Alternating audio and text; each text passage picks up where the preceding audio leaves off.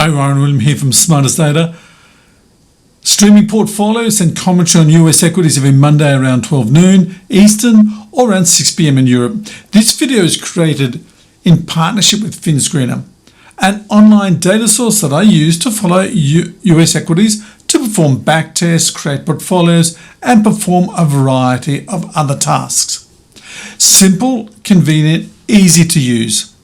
That's the advantages of having Finscreener. The link is in the description below. If you wish to subscribe to Finscreener and follow me, by all means do so. The geopolitical forces are dominating the sentiment towards stocks, with the potential for war in the Middle East and as the war in Ukraine drags on. Look, war's a terrible event at any time.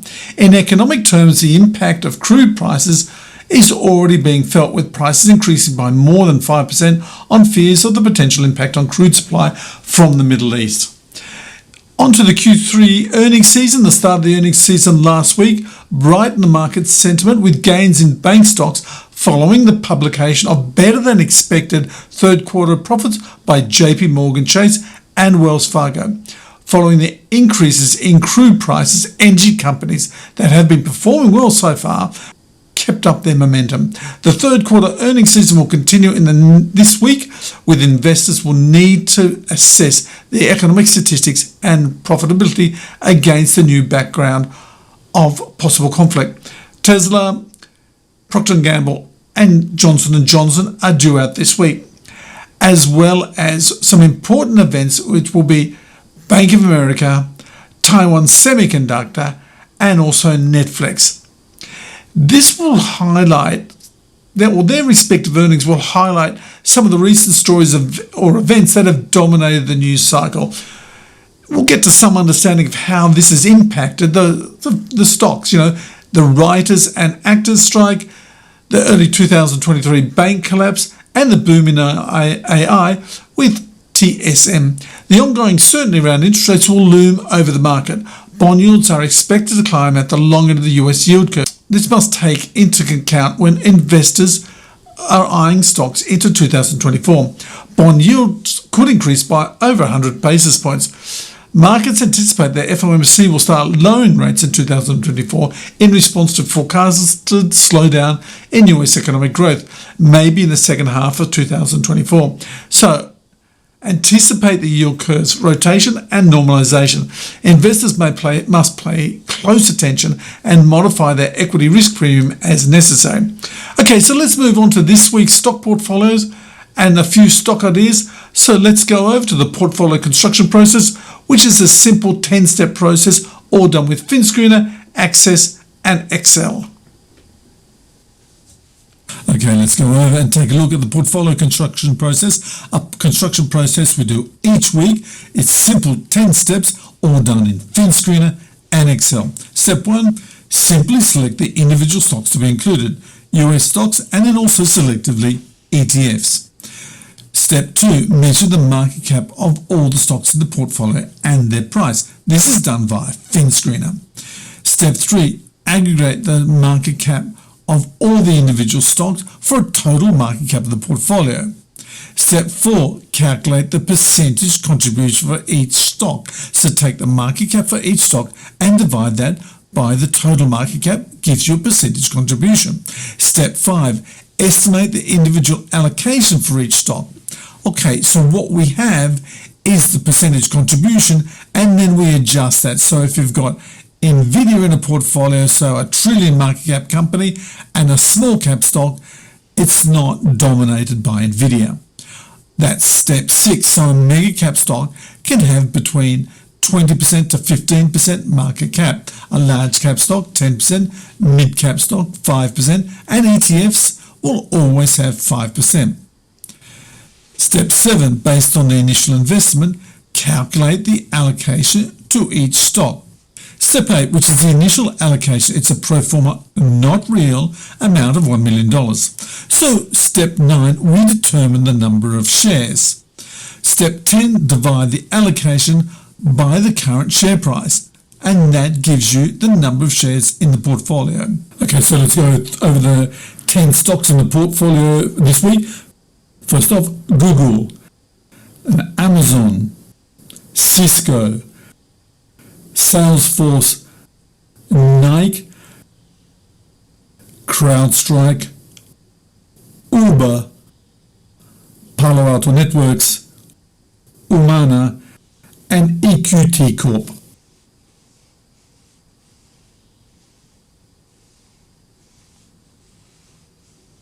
So here we are inside a Finscreener and my portfolios, and you can see that portfolio 39 for today has been entered, and we can take a look at the diversification. So 50% of the 10 stocks are in technology, 20% is consumer cyclicals, then 10% each in communication services, healthcare and energy.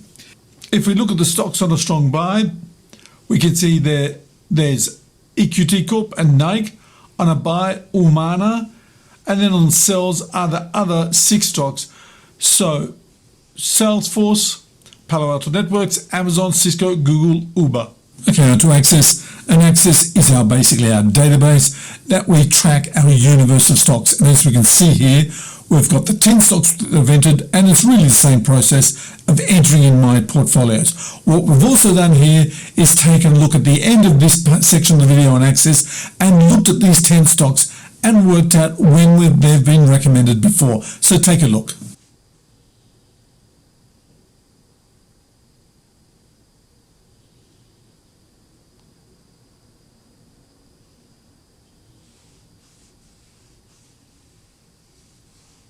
And finally onto the watch list, where we store all our universe of stocks. So I think there's around about 155, 156 stocks at the moment. This week we added a new stock, Humana, in the healthcare business. So at this point, let's go over to the 3 stocks that we've chosen. Okay, so let's go over to the stocks we've chosen to look at in a little bit more depth with a valuation for this week. That's an absolutely critical part of how we manage our stocks through Finscreener with my portfolios, Access. So let's go over to the first stock, and that'll be Cisco.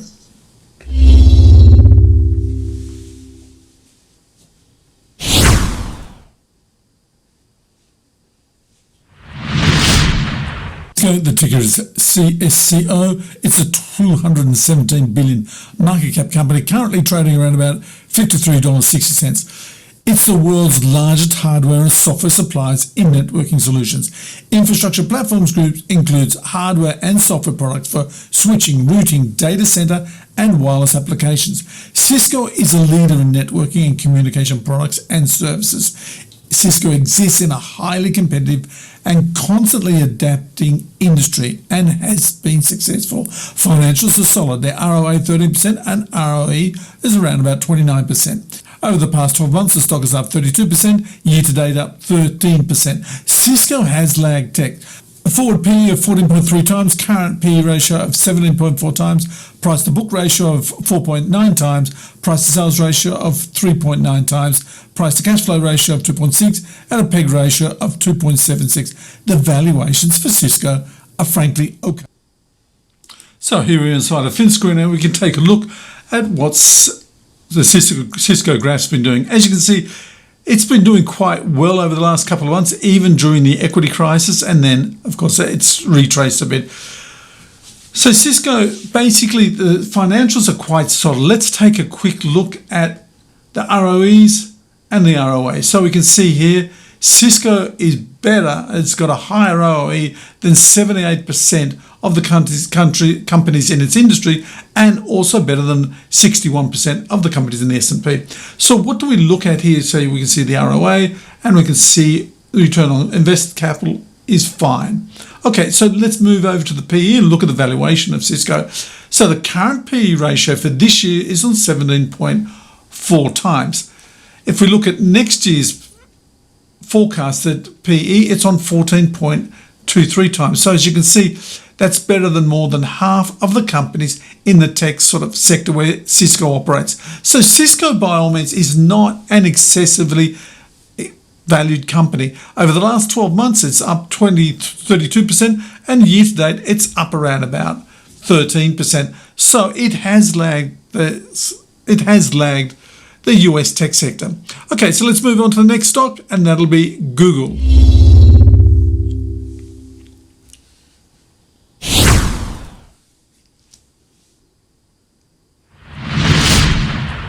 Google, the ticker is GOOGL. It's a $1.73 trillion market cap company, currently trading around about $137.40. Ahead of earnings season, Google can have some momentum. Top-line growth to revisit the double-digit range towards the middle of 2024? That's the question. Digital ad spending is picking up. Ad revenue accounts for almost 80% of total revenues. Google Cloud is key. It must maintain high double-digit profitable growth into H1 2024. Google is facing macro headwinds as customers optimize spending in H2 2023. Over the past 12 months, the stock is up 42%, year-to-date up 55%. The forward PE is 20.5 times, the current PE ratio of 17.4 times, a price-to-book ratio of 4.5 times, price-to-sales ratio of 2.5 times, price-to-cash flow ratio of 12.5 times, and a PEG ratio of 1.44. If Google can maintain the growth, it is actually quite cheap. Okay, let's go to Finscreener.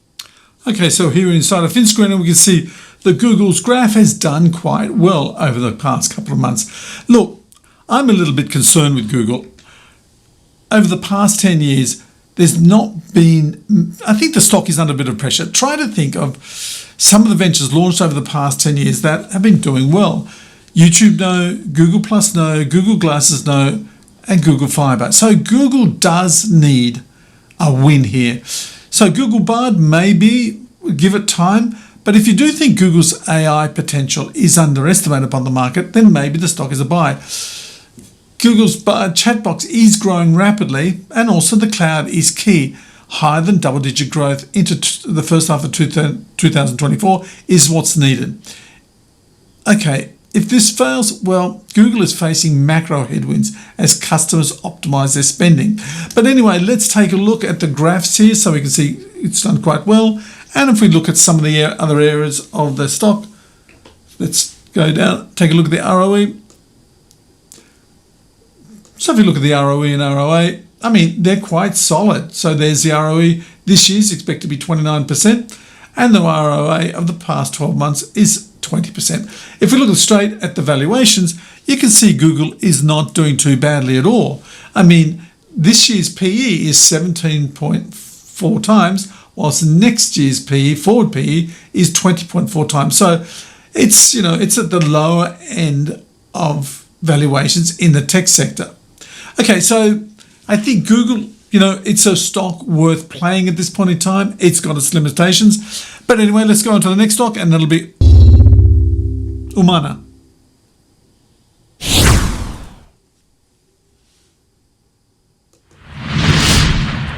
Humana, the ticker is HUM. It's a $62.7 billion market cap company, currently trading at just over $500 per share. Humana is one of the largest private health insurers in the US. Humana's focus is on administrative Medicare Advantage plans. Even throughout the COVID-19 period, Humana has produced positive earnings over the past 6 to 7 years. Humana has a solid cash flow, a solid balance sheet with minimum levels of debt. Over the past 12 months, the stock is up 1.2%, year-to-date down 1.2%. The forward PE ratio is 15.5 times. The current PE ratio is 12.3 times. Price-to-book ratio of 3.8. Price-to-sales ratio of 0.9. And price-to-cash flow of 6.5 times. The PEG is 1.63. Okay, so let's go over to Finscreener. So here inside of Finscreener, we can take a look at Humana. Now, Humana is starting to perform quite well in a sector which is out of favour, healthcare. Humana has a solid cash flow and a solid balance sheet with minimum levels of debt. So let's take a look at more clearly what's going on with the stock. So we can see here the graph. The graph's been performing quite well, and also we can look down towards the ROEs and ROAs. So the ROE over the past 12 months, 18%, so that's not bad at all. And if we look at the valuation for the stock, well, it's on a forward P of 15.5 times in a stock which is growing quite strongly. So that's not bad really at all. Okay, so that's all for this week. So don't forget, if you like Finscreener, go down to the comments below and please, by all means, subscribe. It's a great system. If you like the videos, like, subscribe and ring the bell, as everyone says. And also don't forget, there's also the links to my online brokers down there. eTORO, FX PRIMUS, and also First Trade. So see you in the next video. We'll be back around Monday, 6 p.m. Europe or 12 midday in the US.